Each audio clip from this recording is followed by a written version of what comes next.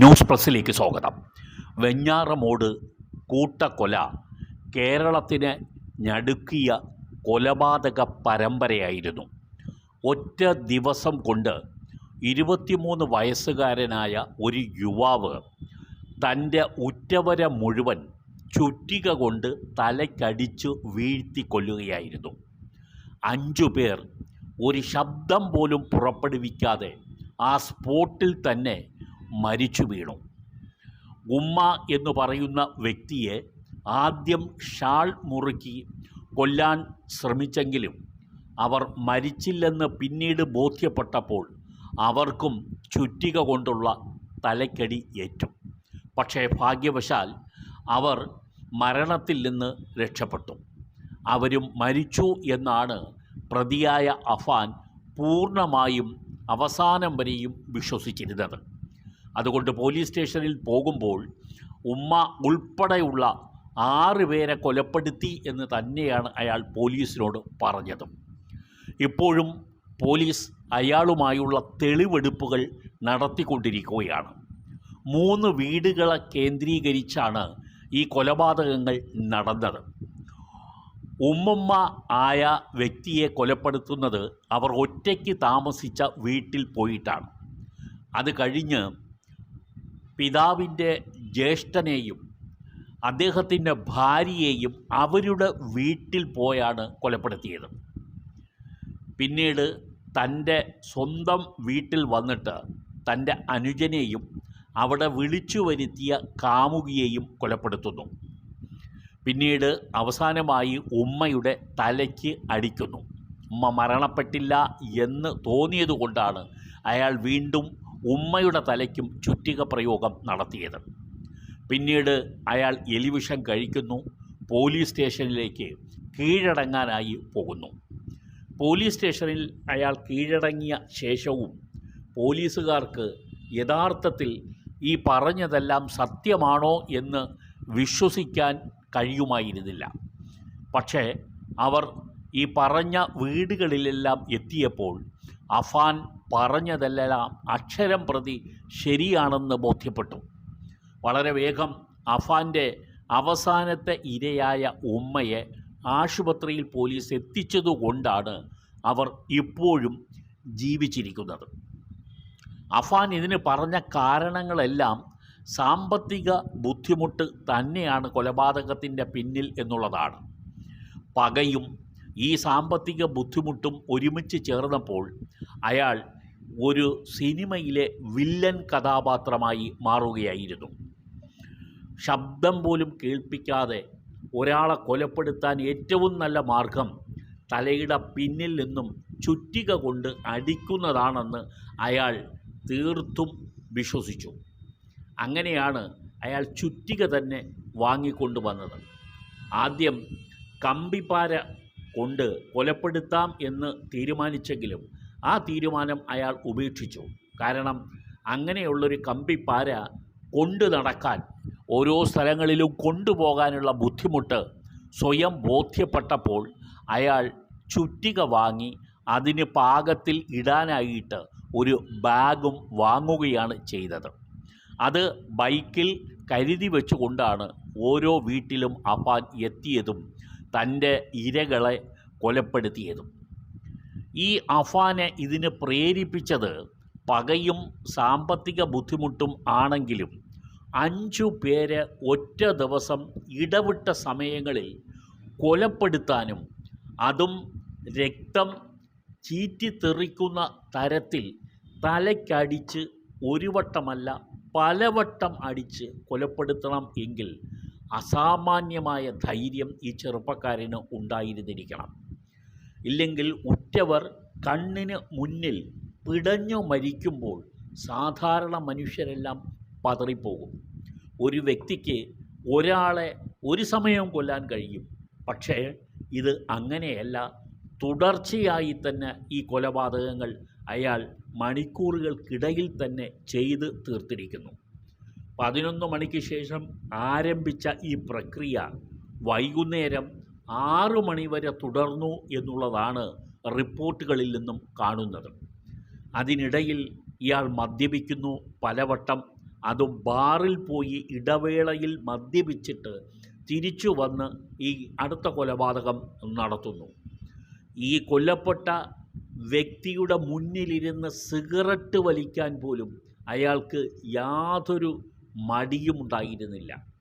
ഇത്തരം ചങ്കൂറ്റം ഒരാളിന് ലഭിക്കണം എങ്കിൽ അയാൾക്ക് മദ്യം മാത്രം പോരാ, പകരം അയാളുടെ ഉള്ളിൽ ഈ ധൈര്യത്തിന് ഉതകുന്ന മയക്കുമരുന്ന് ഉണ്ടായിരിക്കണം എന്നുള്ളതാണ് പൊതുവെ എല്ലാവരും വിശ്വസിക്കുന്നത്.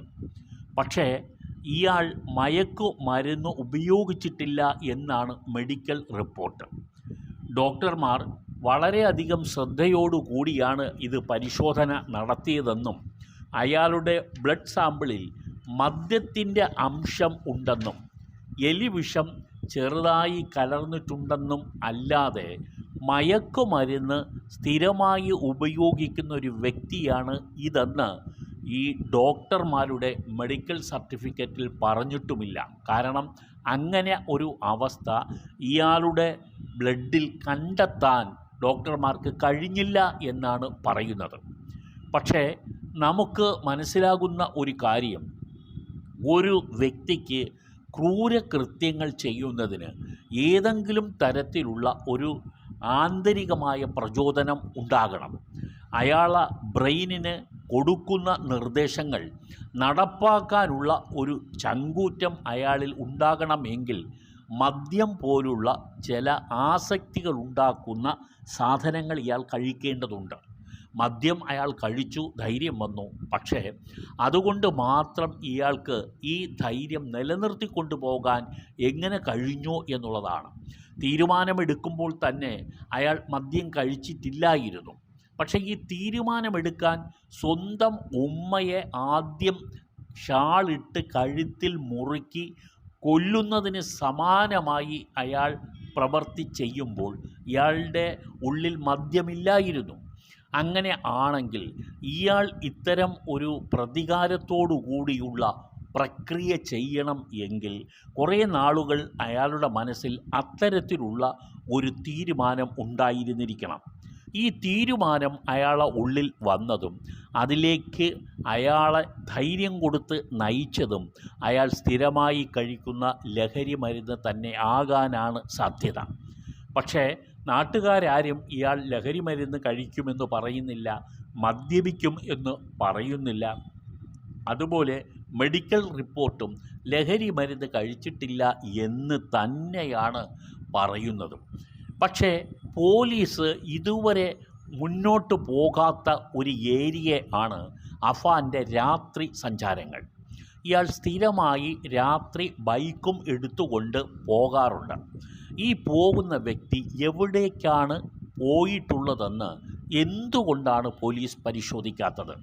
നാളിതുവരെ ആയിട്ടും ആ വിഷയം പോലീസ് അന്വേഷണത്തിന് വിധേയമാക്കിയിട്ടില്ല. അത് എന്താണ് എന്നുള്ളതാണ് നമുക്ക് ഇനിയും വ്യക്തമാകാനുള്ളത്. അഫാൻ്റെ രാത്രി യാത്രകൾ ഉണ്ടെന്നും വളരെ വൈകി മാത്രമാണ് വീട്ടിൽ വരാറുള്ളതെന്നും ഉമ്മ ഷെമി ബന്ധുക്കളോട് പലവട്ടം പറഞ്ഞിട്ടുണ്ട്. അതിനെ ലത്തീഫ് എന്ന് പറയുന്ന പിതാവിൻ്റെ സഹോദരൻ വീട്ടിലെത്തി അഫാനോട് പലവട്ടം ചോദിക്കുകയും ചെയ്തിരുന്നു. ഈ പ്രണയകാര്യവും സാമ്പത്തിക ബുദ്ധിമുട്ടും അഫാൻ്റെ രാത്രി സഞ്ചാരവും ഒക്കെ തന്നെ ലത്തീഫ് ചോദ്യം ചെയ്തിരുന്നു. അതിൻ്റെ പകയിലാണ് പിതാവിൻ്റെ സഹോദരനായ ലത്തീഫിനെ അയാൾ ചുറ്റികയ്ക്ക് ഇരയാക്കിയത്. ഈ അഫാൻ്റെ രാത്രി സഞ്ചാരങ്ങൾ പലപ്പോഴും ഈ CCTV ദൃശ്യങ്ങളിൽ കണ്ടിട്ടുണ്ട് താനും. പലവട്ടം ഇയാൾ ട്രാഫിക് നിയമലംഘനം നടത്തിയതിൻ്റെ പേരിൽ ഇയാൾക്ക് പിഴ വന്നിട്ടുള്ളതായും പോലീസ് കണ്ടെത്തിയിട്ടുണ്ട്. ഈ രാത്രി ഇയാൾ എവിടെ എത്തി എന്ന് എന്തുകൊണ്ട് പോലീസ് ഫോളോ ചെയ്ത് അത് കൃത്യമായും അത് വ്യക്തമായും മനസ്സിലാക്കുന്നില്ല എന്നുള്ളത് ഇപ്പോഴും ദുരൂഹതയുണ്ട്. എന്തുകൊണ്ട് അക്കാര്യത്തിൽ പോലീസ് മൗനം പാലിക്കുന്നു? അതോ പോലീസിന് അതിനെ സംബന്ധിച്ച് വിവരങ്ങൾ കിട്ടിയിട്ട് അത് ഇപ്പോൾ പുറത്തുവിടാത്തതാണോ എന്നുള്ളതാണ്. അപ്പോൾ ലഹരി മാഫിയയുമായി ഒരു ബന്ധം ഈ അഫാനുണ്ട്. ദിനം പ്രതി 10,000 രൂപ വരെ പലിശ കൊടുക്കേണ്ടി വരുന്ന വിധം കടം വർദ്ധിച്ചത് അഫാൻ വാങ്ങിയ കടങ്ങളാണോ, കുടുംബത്തിന് വേണ്ടി വാങ്ങിയ കടങ്ങളാണോ, ഉമ്മക്ക് വേണ്ടി വാങ്ങിയ കടങ്ങളാണോ, അതോ ഉമ്മ വാങ്ങിയ കടങ്ങളാണോ? ഇതെല്ലാം തന്നെ മനസ്സിലാക്കുമ്പോൾ അഫാൻ്റെ റോൾ കുറേ കൂടി വ്യക്തമാകും. അഫാൻ തന്നെ വാങ്ങിയ രൂപയാണോ ഈ 65 ലക്ഷത്തിൻ്റെ കടം എന്നും തിരിച്ചറിയേണ്ടതുണ്ട്. അപ്പോൾ അഫാൻ ഇത്രയധികം തുക വാങ്ങിയത് വെറും പൊറോട്ടയും ചിക്കനും കഴിക്കാൻ വേണ്ടി മാത്രമായിരിക്കില്ല എന്ന് തീർച്ചയാണ്. അപ്പോൾ കൂടുതൽ തുക ഇയാൾ ചെലവിട്ടത് ലഹരി മരുന്ന് വാങ്ങുന്നതിന് വേണ്ടി തന്നെയായിരിക്കണം. അപ്പോൾ ലഹരി മരുന്ന് അയാൾക്ക് ലഭിക്കുന്നതിന് വേണ്ടി രാത്രി കാലങ്ങളിൽ അയാൾ യാത്ര ചെയ്തിട്ടുണ്ട്. ഇയാൾ ഈ തിരുവനന്തപുരത്തിന് സമീപം മണ്ണന്തല എന്ന് പറയുന്ന സ്ഥലത്ത് വന്നതായി CCTV ദൃശ്യങ്ങളിൽ നിന്നും പോലീസ് കണ്ടെത്തിയിട്ടുണ്ട്.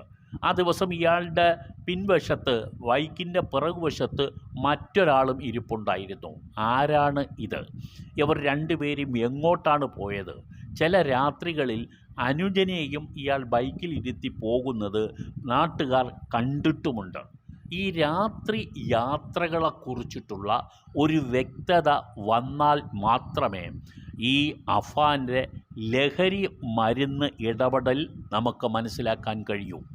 ഒന്നുകിൽ അയാൾ ലഹരി മരുന്ന് ഇടപാട് രാത്രികാലങ്ങളിൽ നടത്തുന്ന വ്യക്തിയായിരിക്കണം, അല്ലെങ്കിൽ സ്വന്തം ആവശ്യത്തിനായി ലഹരി മരുന്ന് രാത്രികാര്യങ്ങളിൽ സംഘടിപ്പിക്കുന്നതിനു വേണ്ടി യാത്ര ചെയ്യുന്ന ആളായിരിക്കണം.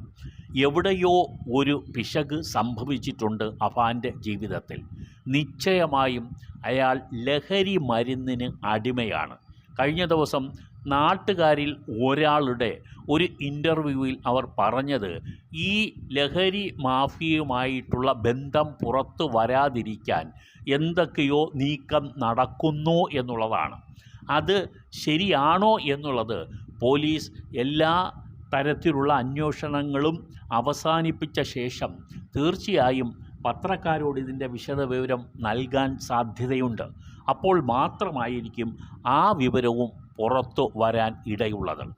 ഒന്ന് തീർച്ചയാണ്, അഫാൻ ധൈര്യം കിട്ടാനായി ലഹരി മരുന്ന് അതിന് തൊട്ട് അടുത്ത ദിവസങ്ങളിൽ എപ്പോഴെങ്കിലും കഴിച്ചിട്ടുണ്ടാകാം, അല്ലെങ്കിൽ അതിനു മുൻപേ തന്നെ സ്ഥിരം കഴിക്കുന്നതിൽ നിന്നും അയാൾക്ക് കിട്ടിയ മാനസിക വിഭ്രാന്തി, ആ വിഭ്രാന്തി കൊലപാതകമല്ല, അതിനപ്പുറത്തെ പ്രക്രിയ ചെയ്യാനും പ്രേരകമാകും.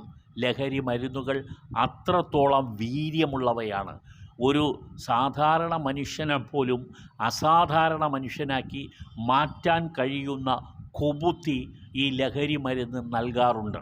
ആ കുബുദ്ധി നൽകിയ ആവേശവും ധൈര്യവുമായിരിക്കണം അഫാനെ ഈ മൃഗീയ കൊലപാതകങ്ങൾ നടത്താനും ഉള്ള രീതിയിലേക്ക് നയിച്ചത് എന്ന് വേണം കരുതാൻ.